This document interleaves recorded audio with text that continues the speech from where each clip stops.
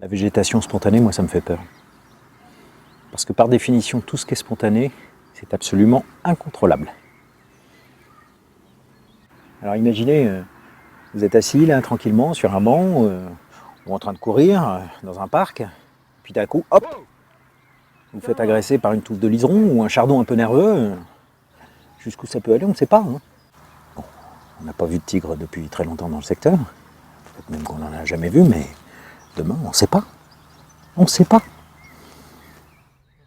Et si on coupait l'herbe sous le pied à certaines façons de penser ?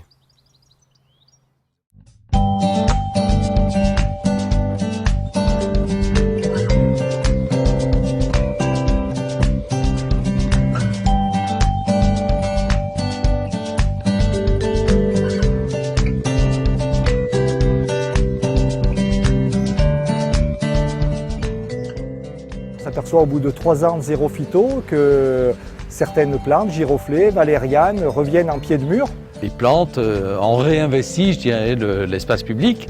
Laisser se développer les talents d'abord, et la nature en fait partie, hein, donc voilà, et puis la maîtriser. Pourquoi pas laisser quelques fleurs qui poussent devant chez soi, devant son mur.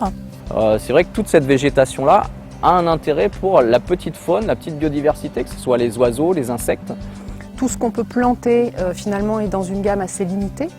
Si on accepte une végétation spontanée, on accepte aussi plus de diversité végétale et donc plus de biodiversité au sens large, animal, insectes et autres.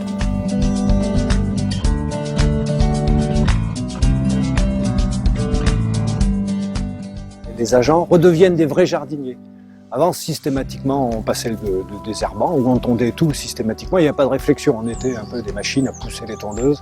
À l'appréciation de l'agent qui a reçu une formation, de laisser certaines fleurs ou pas. Reconnaître quel type de plante on trouve, est-ce que c'est un intérêt de la garder ou est-ce qu'on finit de la débroussailler ? On choisit les plantes qui peuvent apporter esthétiquement une plus-value, c'est-à-dire que des plantes qui fleurissent. Les habitants qui passent disent « Ah, c'est génial, finalement ils l'ont laissé, ça met une touche de couleur au milieu d'un gazon qui était tendu habituellement. » Voilà. Quand on connaît une plante, on la trouve toujours plus belle.